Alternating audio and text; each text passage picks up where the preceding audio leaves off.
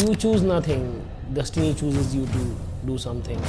You write nothing. Story writes you. And you don't make a film. Film makes you.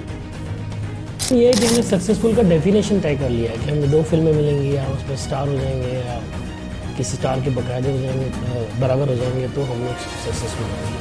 Audience and I had watched Oh My God, first part.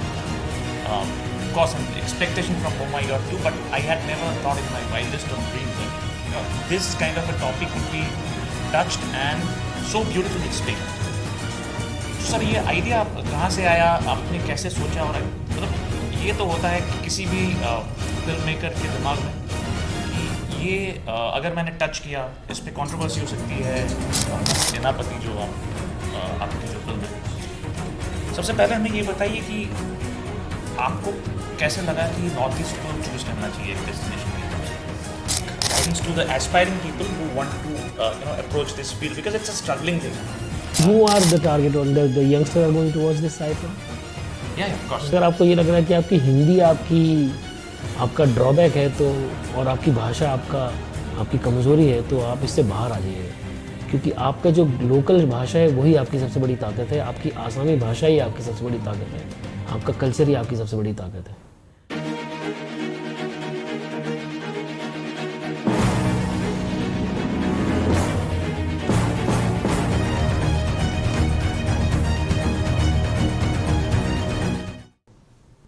Hi, this is Kaushik Kashyap and I welcome you to the first ever podcast of Northeast Pulse.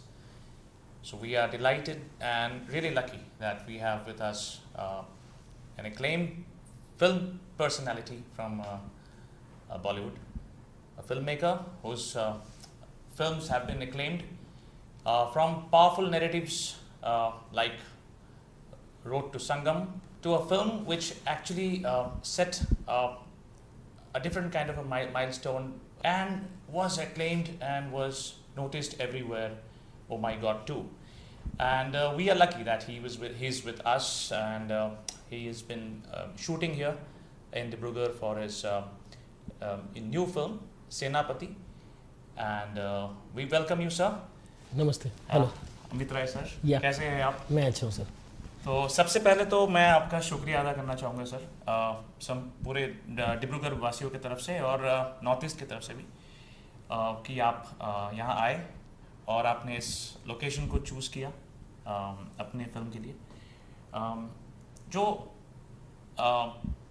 आपके इस film के बारे में तो हम आएंगे, लेकिन सबसे पहले हम जानना चाहेंगे सर कि ये आपकी जर्नी जो है ये कहाँ से शुरू हुई और आपने कैसे सोचा कि फिल्म मेकिंग को ही अपना प्रोफेशन लेना है? Well, it's very difficult to frame it in one sentence that how we started and how I am here and what I am doing today. But to summarize it in briefly, that the filmmakers like Bimal Roy and Rishikesh Mukherjee, Satyajit Ray, Hitchcock and Steven Spielberg, these people have inspired me a lot. The films inspired me a lot, and they opened a new window in my life, introduced me to a new world, a magical world called cinema. And till date, I don't know how destiny took me in his lap and guided me up to here. So this question always pops up, that why you are a filmmaker and why you chose to be a filmmaker. And I firmly believe that you choose nothing, destiny chooses you to do something.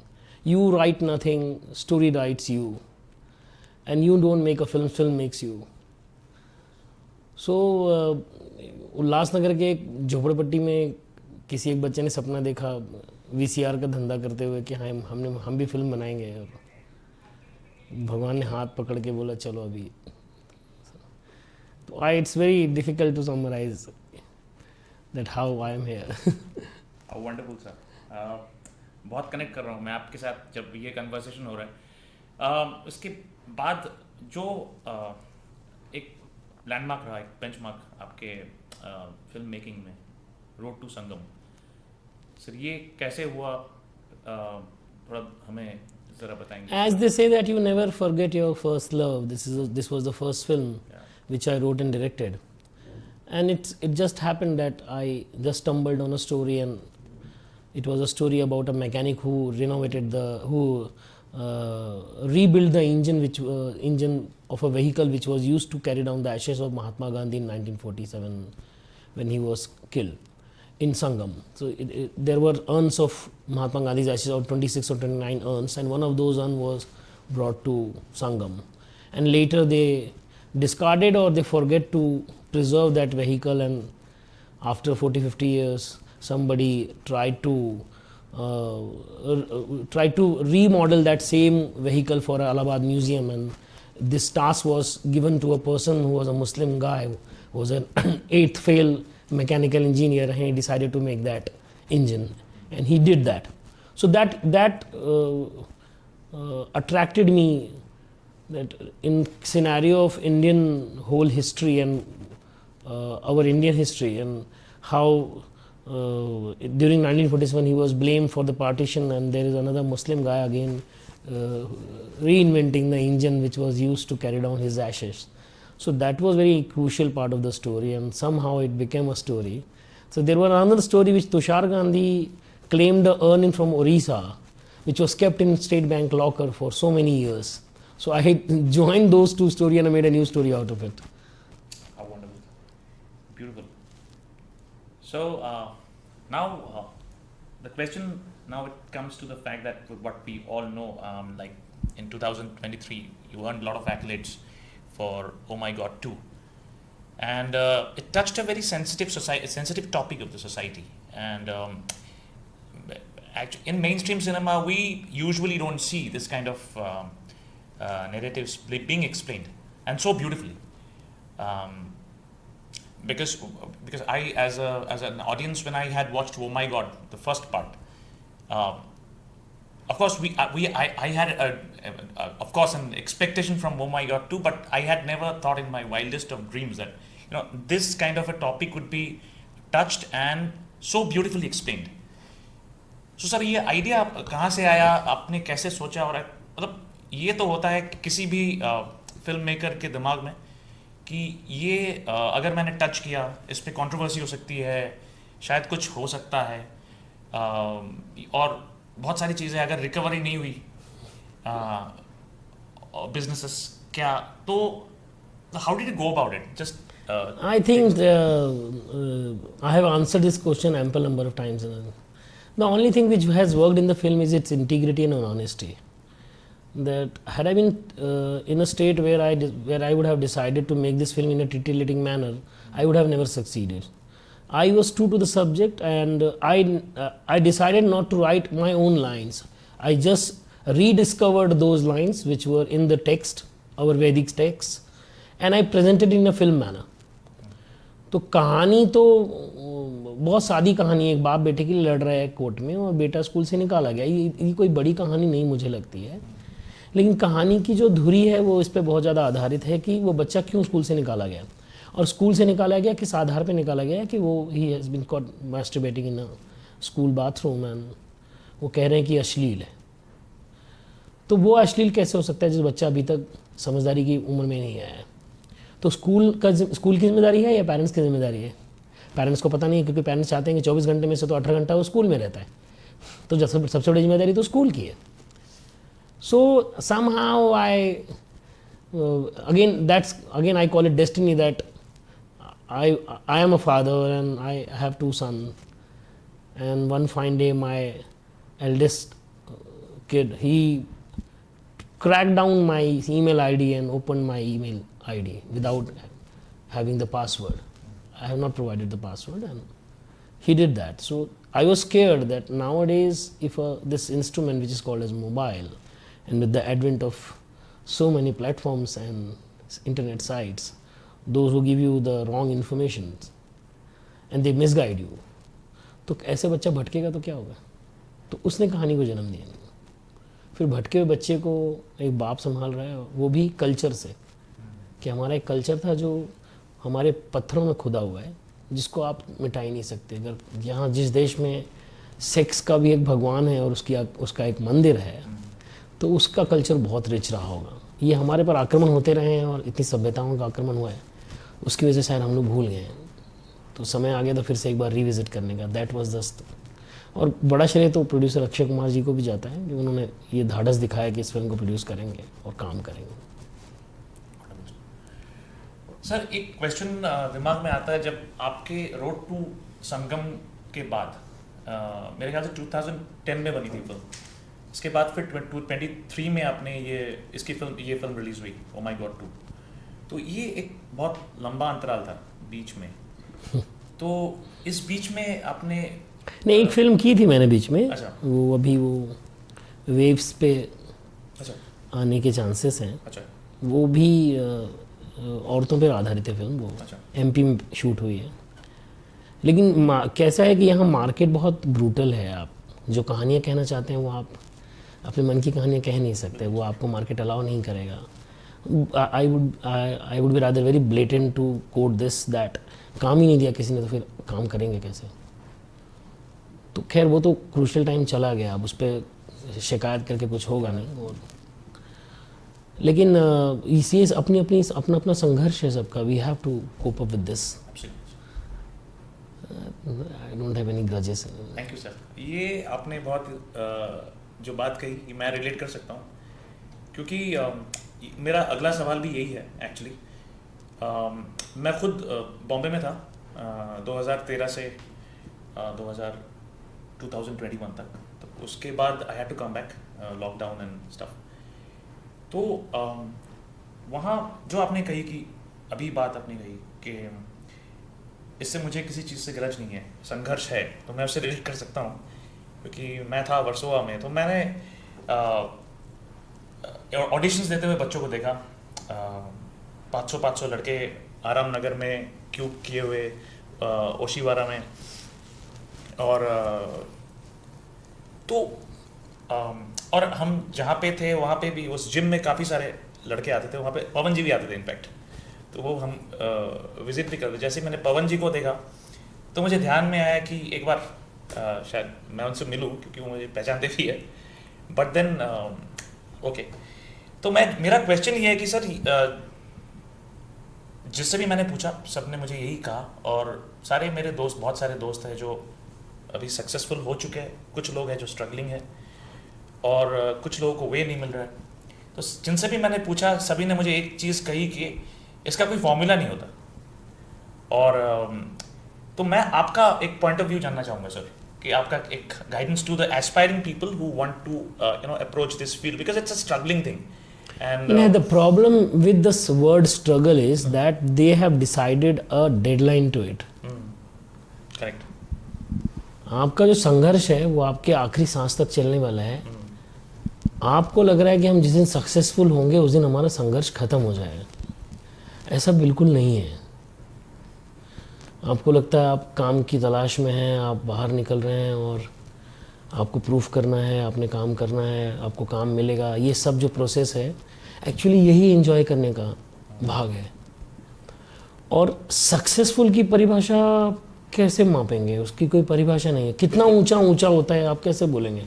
मैं बोलता हूँ मेरे पास 3 floor की building है तो मेरे लिए वो ऊंचा है। अंबानी के लिए 30 फ्लोर की बिल्डिंग ऊंची होगी, और एलन मस्क और उसके लिए 300 फ्लोर की बिल्डिंग ऊंची होगी। ऊंची की कोई परिभाषा नहीं होती। ऊंचा ऊंचा ही होता है और दूर दूर ही होता है। सक्सेसफुल ही होता है। मैंने जब 2010 में एक फिल्म बनाई और लोगों ने उसे पसंद की तो मैं सक्सेसफुल उसके पहले से था। उस दिन उसको सिक्का लगा होगा। जैसे गुलजार साहब ने कोई गीत लिखा, मोरा गोरा रंग लई ले, वो उन्होंने बंदिनी के लिए लिखा, वो उस दिन सक्सेसफुल नहीं हुए हैं। वो जिस दिन से उन्होंने लिखना शुरू किया था, किसी ने बोला कि तुम बहुत अच्छा लिखते हो, वो सक्सेसफुल हो गए हैं। सामाजिक तौर पर उसको जो मान्यता है, वो गाना जब रिलीज़ होकर आया और नूतन जी ने फिल्म में उनके ऊपर पिक्चराइज हुआ, लता जी ने गाया और एस डी बर्मन ने म्यूज़िक दिया और बिमल रॉय ने उसे पिक्चराइज किया, तब लोगों ने कौन सा गाना है, बहुत सुंदर गाना लिखा है, तो अरे वो सक्सेसफुल ही अराइव्ड। ऐसा नहीं होता। उनका संघर्ष उसके बाद जीवन भर चलता रहा है। वो अब तक चल रहा है। ढैंटन थे और लकड़ी की काठी हो या जो भी गाने उन्होंने लिखे, जितने सारे हिट गाने, वो और संघर्ष रोज का है। प्रॉब्लम ये है कि हमने सक्सेसफुल का डेफिनेशन तय कर लिया है कि हमें 2 फिल्में मिलेंगी या उसमें स्टार हो जाएंगे या किसी स्टार के बकायदे हो जाएंगे, बराबर हो जाएंगे तो हम लोग सक्सेसफुल होंगे। तो ये रोज़ है। मतलब अगर 2010 की फिल्म के बाद अगर सक्सेसफुल ही होना था तो हर 2-3 साल बाद एक फिल्म आती। तो मैं बोला नहीं, मैं तो कहानी लिखी ना, मेरे को क्या है, मुझे कहानी बनेगी बनेगी। और कहानी को जन्म देना मैंने तय थोड़े किया है। और अगर कोई जन्म में आएगा तो उसको खाना पिलाने का खिलाने का काम कोई और ही देखता है, हम लोग सिर्फ उसको प्रोवाइड करते हैं। तो कहानियाँ आती गई, मैं लिखता गया, जिसे वो कहानी अच्छी, जिसका नंबर पहले लगा वो बन गया। वंडरफुल। प्रैक्टिकली आपने बहुत एक ऐसी चीज़ समझाई है जो हर स्पिरिचुअल प्रैक्टिस में इंसान शायद करता है, लेकिन एक प्रैक्टिकली उस चीज़ को अप्लाई कैसे करना है, बहुत खूबसूरत तरीके से आपने बताया है। Thank you so much again. नहीं, बहुत सारे फैक्टर है। हाँ, मतलब मैं जितना मेरा एक्सपीरियंस अब कह रहा है वो मैं देख के मुझे लगता है कि मैं अपने आप को अगर उसको ये करके देखूं तो मैं सिर्फ एक किताब का एक कवर पेज हूँ। अगर मैं 200 पन्ने की कोई किताब हूँ तो मेरे पन्ने जो हैं वो मेरे वो दोस्त हैं, मेरे वो गुरु हैं, मेरे माता पिता हैं, जिन लोगों ने हमेशा मेरे पीछे वो एक ढाल बन के खड़े रहे। वो ये मान के चल रहे थे कि नहीं, तुम्हें सब कुछ आता है। और मुझे जितना विश्वास अपने आप पे नहीं होगा, उनको मेरे पर था। पता नहीं उनका विश्वास साबित करने के चक्कर में शायद ये हुआ होगा। मेरा भाई भी है, मेरे दोस्त भी हैं, मतलब एक पूरी ब्रिगेड है मेरे दोस्तों की। और मेरे टेक्निकल जो क्रू है, मेरा जो दोस्त है मेरे, उसमें पवन जी भी हैं। तो ये वो लोग हैं जिन्होंने हमेशा संभाले रखा मुझे, मतलब हर स्तर पर, भावनात्मक स्तर पर। क्योंकि काम नहीं मिल रहा होगा तो आपको पता ही होगा जिस तरह दिमाग आपका काम करना शुरू करता है कि आप कुछ और ढूंढ लें। मैंने कुछ और ढूंढा ही नहीं, मैंने फिल्म बनाना है, मैं फिल्म ही बनाने आऊँ। Fantastic sir, thank you so much. ये बहुत ही इंस्पायरिंग एक्चुअली है, मेरे खुद के लिए और सबके लिए मेरे ख्याल से तो। और हम एक्चुअली बहुत लकी है कि ये हमारा एक्चुअली पहला पॉडकास्ट है जो हमारा अनप्लान्ड था। और अनप्लान्ड चीज़ें ही हमेशा इस तरह खूबसूरत होती है। सर कुछ अभी मैं इस फिल्म पे आना चाहूँगा, सेनापति, जो आपकी जो फिल्म है। सबसे पहले हमें ये बताइए कि आपको कैसे लगा कि नॉर्थ ईस्ट को चूज करना चाहिए एक डेस्टिनेशन के हिसाब से? पता नहीं, सब लोग मुझको बोल रहे हैं कि यार डिब्रूगढ़ ऐसा एकदम लास्ट डेस्टिनेशन पे आके डिब्रूगढ़ रुके हो तुम। पता नहीं, कहानी लिखते वक्त ही जो कहानी दिमाग में आई थी वो आसाम की ही कहानी आई थी, कि आसाम की कहानी है। और उस कहानी में 2 कहानियाँ थी, आसाम की और बिहार की। अच्छा। और फिर लकीली सुलक्षणा बरुआ मेरे को एफी में मिली। वो कहीं मैं आसाम से हूँ, मैं 6 तारीख को आसाम आ रहा हूँ, एक हफ्ते बाद मैं आसाम में था। आसाम फिल्म डेवलपमेंट कॉरपोरेशन से मांता शेखर जी, उन्होंने कहा सर आपको फिल्म बनानी है, आप हमको जो भी है आपको हम प्रोवाइड करेंगे, आप देखिए आपको क्या लोकेशन अच्छा लगता है। और नॉर्थ साउथ पूरा बेल्ट देख दिया मैंने। लेकिन जैसी ही गाड़ी मैंने डिब्रूगढ़ यूनिवर्सिटी के पास मोड़ी और यूनिवर्सिटी देखा मैंने, मुझे लगा नहीं नहीं, ये वो जगह नहीं है जो दूसरी जगह मैंने देखी है। यूनिवर्सिटी बता रहा है कि ये शहर कितना पढ़ा लिखा है, कितना प्रबुद्ध होगा ये शहर, जिसकी यूनिवर्सिटी इतनी सुंदर है। फिर शहर में आने के बाद पता चल गया कि यही वो जगह है जो जिसने मुझे चूज़ किया कि तुम आके यहाँ फिल्म शूट करो। बहुत बहुत शुक्रिया सर। ये मेरे ख्याल से हर डिब्रूगढ़ वासी के लिए ये एक बहुत ही प्राउड मोमेंट है, क्योंकि ये इस तरह का फुल फ्लेज बॉलीवुड फिल्म की शूटिंग तो यहाँ कभी हुई नहीं। हाँ, जबकि इस शहर का इतिहास बहुत पुराना है और मेरे ख्याल से गुवाहाटी से भी काफ़ी पुराना है, नए गुवाहाटी से। और अभी तो खैर हमारे चीफ मिनिस्टर काफ़ी तवज्जो दे रहे हैं और इसको सेकंड कैपिटल डिक्लेयर किया है। हाँ, ये बहुत पहले ही होना चाहिए था, हमें ऐसा लगता है। हर चीज़ यहाँ पे थी, लेकिन सिर्फ फिल्म रिलेटेड चीज़ों की यहाँ पे काफ़ी कमी थी। अभी आप फिल्म में देखिएगा, लोगों को समझ में आएगा अभी डिब्रूगढ़ क्या है। आपने पायनियरिंग एक स्टेप लिया, इसके लिए बहुत बहुत शुक्रिया आपको। तो आपने actors are also wonderful, actors भी बहुत अच्छे हैं। और 98% पूरा कास्ट, हाँ, यही मेरा सवाल था सर, डिब्रूगढ़ से। 98% कास्ट यहीं से किया। वो फिल्म देखेंगे आपको पता चलेगा वो एक्टर कितने बड़े एक्टर हैं। हाँ, तो जैसे कि मैं असीम दा को जानता हूँ, तो ऐसे अभी नीचे एक किसी से एक मैम से मुलाकात हुई, उन्होंने कहा कि मैंने यहाँ हाँ, काम act किया। काम किया, तो काफ़ी अच्छा लगा। जो मैं पूछना चाहता हूँ कि जनरली जब कोई लोकेशन में शूट होती है किसी लोकेशन में, तो वहाँ जनरली मॉब कास्टिंग होती है और मेन कास्टिंग जो है वो क्या कहते हैं, बॉम्बे से ही होके आती है। जो मैंने जो देखा है, तो ये तो बहुत ही अच्छा स्टेप, मतलब आपने ये पहली बार मेरे ख्याल से हुआ होगा कि आपने इस लोकेशन को चूज किया और एक एक्टर भी एक्टर्स भी यहीं के हैं। और जबकि यहाँ जो लैंग्वेज है, मैं वो मेरा जो नेक्स्ट क्वेश्चन था वही था कि जो लैंग्वेज है वो किस किस्म की लैंग्वेज है, मतलब क्योंकि यहाँ नहीं, के हमने आसामी हिंदी दोनों रखा है। और जिस तरह का एक किंवदंती है कि हाँ जहाँ के लोग हिंदी बोलते ही नहीं है, ऐसा बिल्कुल नहीं है। इतनी सुंदर लगती है सुनने में हिंदी। वो फिल्म में जब आएगी तो लोगों को लगेगा यार ये भाषा तो हमने पहले कभी सुनी नहीं है। वो मजाक वाली भाषा नहीं है, वो बड़े प्यार से बात करते हैं। बिल्कुल, और काफ़ी नेचुरल भी लगता है। बहुत नेचुरल, नेचुरल बहुत नेचुरल, बहुत कुछ बनावटी है नहीं। बहुत अच्छा अटेम्प्ट है, और ये भी एक मेरे ख्याल से नई कोशिश है जो आपने किया है। तो जैसे आपने ऑलरेडी कह दिया कि आपको गवर्नमेंट से भी काफ़ी सहायता मिली। ये मेरा क्वेश्चन था एक्चुअली कि आपको किस किस्म, आपको लोकल देखिए मैं शहर में आया और 2.5 घंटे बाद मेरे पास सब कुछ था। वाह, ग्रेट। विक्रम केरी जो यहाँ के डिस्ट्रिक्ट कमिश्नर हैं, वो उन्होंने 1 मिनट में बोला कि आप शाम को मुझसे मिल लीजिए, आप बताइए कि आपकी रिक्वायरमेंट है। उन्होंने एक आदमी डेप्यूट कर दिया, दूसरे मैंने उनको रिक्वायरमेंट दी और 1.5 घंटे के अंदर जितने रिक्वायरमेंट दी सबके फ़ोन आ गए। आपको पुलिस प्रशासन मदद करेगा, आपको फायर ब्रिगेड, आपको पता होगा यहाँ बोगीबिल के पहले एक टोल है जो कभी चालू नहीं हुआ, टूटा। हमको पूरी सीक्वेंस वहाँ शूट करना था, पूरी लाइटिंग वाइटिंग करके दी। वाह, वेरी नाइस। तो जितना police protection, local infrastructure, everything, वो सब आसाम फिल्म डेवलपमेंट कॉर्पोरेशन या विद, मुझे लगता है इसमें मुझे चीफ मिनिस्टर साहब को ही पता है फिल्म के बारे में। हाँ। तो उन्होंने भी बहुत ऊपर से शायद लोगों को कहा होगा कि भाई अगर बाहर से लोग मेहमान आ रहे हैं तो यथोचित सम्मान उनका हो, यथोचित सम्मान। तो वो हमारा सम्मान बहुत अच्छा हुआ है। बहुत बहुत शुक्रिया। तो अभी ऑलमोस्ट हम एंड पे आ गए। We have completed this morning. हाँ, वी ये मूवी पूरी कंप्लीट हो चुकी है आपकी जी। तो झारखंड में आपका, मतलब हमने बिहार में छोटा सा हिस्सा है। बिहार में छोटा सा हिस्सा है, तो उसकी शूटिंग बाकी है। अभी वहीं जाएंगे, वहीं शूट करेंगे। तो हम कब तक इस फिल्म के रिलीज? 3-4 महीना तो लगेगा। 3-4 महीने तो हम जरूर वेट करेंगे जी। And all the best to you. Thank you. ये रैपिड फायर कुछ क्वेश्चंस आपको पूछना है। One film maker who inspires you? Bimal Roy. A dream actor you want to work with? Rajinikanth. If not a filmmaker, what would you be? Film maker. One film you wish you had directed? Bong Joon-ho's Memories of Murder. Your favorite film of all time? It's very difficult to answer this, but instantly I would say Schindler's List. Wow. Thank you so much, sir. Thank you. It was so inspiring talking to you. All the best to you. Thank you, sir. Thank you. For your upcoming film सेनापति. हम सब wait करेंगे और हमारी दुआ में ये film जरूर रहेगी. And who are the target on the youngsters are going to watch this Saipa?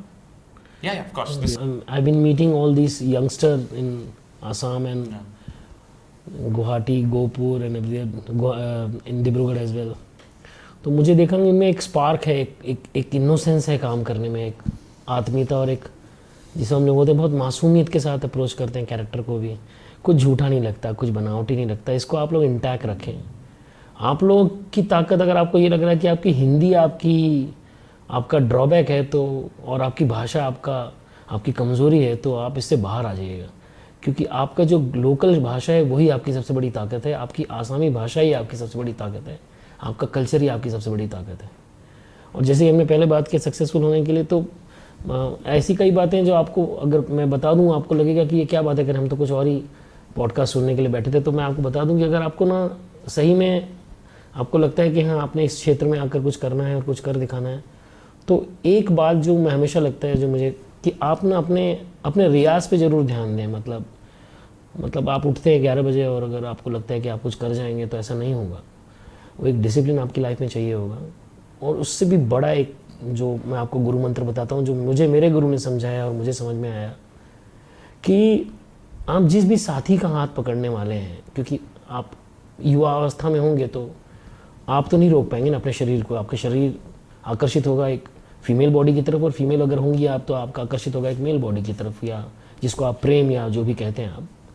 लेकिन आपने एक सपना बोया है अपने मन के अंदर कि आपको इस क्षेत्र में आकर कुछ कर गुजरना है, तो आप जिस भी साथी का हाथ थामे ना, आप ज़रूर ये देख लें कि वो साथी भी आपके सपने में सहाय कर रहा है क्या। यहाँ कई सपने जो टूटे हैं वो ऐसे ही टूटे, मैंने मेरे सामने देखे हैं, क्योंकि आप जिसका साथ पकड़ते हैं वो शायद आपके सपने में उतना विश्वास नहीं रखता या उसको इसमें कोई रस नहीं होता। तो जैसे आप देखेंगे अगर कोई डेंटिस्ट होता है तो वो डेंटिस्ट से ही शादी करता है, या कोई डॉक्टर होता है तो उसको पता होता है कि डॉक्टरी पेशे की बहुत इंट्रिकेसीज हैं, उसकी अपनी एक मुश्किलात हैं, एक तकलीफ़ें होती हैं कि अगर आप पायलट हैं तो आप घर नहीं आएंगे, और अगर आप फौज में हैं तो आपको हमेशा फ्रंट पे होंगे आप। तो परिवार एक बहुत बड़ी ताकत होती है। तो जिससे आप परिवार बनाने जा रहे हैं वो आपके इस सपने को खत, या जिसे हम खाद कहें या पानी कहें, वो दे सकता है क्या। वो इसलिए नहीं, हम उसको आप जजमेंटल हो कि ये ना जज करें कि यार वो मेरा साथ नहीं दे रहा या नहीं दे रही, वो दूसरी मिट्टी का होगा शायद। तो इस बात का विशेष ध्यान रखें कि जब आप चलें ना दौड़ने के लिए, तो आप जिसका आप हाथ पकड़ रहे हैं वो आपकी इस दौड़ में शामिल होने के लिए उसका मन हो, उसे ज़बरदस्ती मत दौड़ाइए। तो ना आपका सपना पूरा हो ना उसका सपना पूरा हो, और फिर आएगा निराशा, जिसको हम डिप्रेशन कहते हैं। तो ये अगर आप बात ध्यान रखें तो मुझे लगता है बहुत बड़ा आपका काम हो जाएगा कि आपको लगेगा कि हाँ, आप देख लीजिए जितने भी एक्टर सक्सेसफुल हैं या फिल्म मेकर सक्सेसफुल हैं, उसके राइट साइड या लेफ्ट साइड देखिएगा, अगर वो फीमेल है तो उसके साइड में एक मेल खड़ा होगा, और अगर वो मेल फिल्म मेकर होगा तो उसके लाइफ में एक फीमेल फिल्म मेकर खड़ी होगी, जो फिल्में नहीं बनाती होंगी लेकिन वो बहुत बड़ी फिल्म मेकर है। तो अगर आप लोग ये ध्यान देंगे तो शायद मेरे पास ये एक नॉलेज है जो शेयर करने के लिए थी, या इन्फॉर्मेशन मैंने शेयर की है। मैं इसका कोई जनरल लॉ या रूल नहीं मानता इसको, लेकिन मुझे इतना समझ में आया तो मैंने बता दिया। आप शायद इसे इत्तेफाक ना रखें तो भी मुझे कोई प्रॉब्लम नहीं है, लेकिन अगर आप लोग ये ध्यान देंगे तो शायद आपको लगे कि मेरी बात में 1% कुछ सच्चाई है। Thank you for having me, God bless you. Thank you sir, thank you so much. और ये जो आपने कहा इत्तेफाक रखना ही होगा सर, क्योंकि इतना कनेक्शन है। जब मैं आपसे बात कर रहा था मैं आपकी एक एक बात को फील कर रहा था, ऑनेस्टली स्पीकिंग, क्योंकि हमें से जो भी है, हम जो भी इस फील्ड में है, जो भी कर रहे हैं, कहीं ना कहीं हर जो भी आपने व्याख्या है, आपने एक्सप्लेन किया है, जो भी कहा है, हम उस हर व्याख्या से कनेक्ट करते हैं। और ये मेरे ख्याल से एक बहुत ही स्ट्रॉन्ग मैसेज है जो ऑडियंस को जाएगा। And thank you so much sir for inspiring us. नमस्ते। And so that was Amit Rai, brilliant person. I would say, of course, we all know that he's an amazing filmmaker, but a brilliant personality, a visionary, and it was so nice to have him in our show, and we are actually lucky to have him in our first podcast. So do keep watching Northeast Pulse, stories that matter.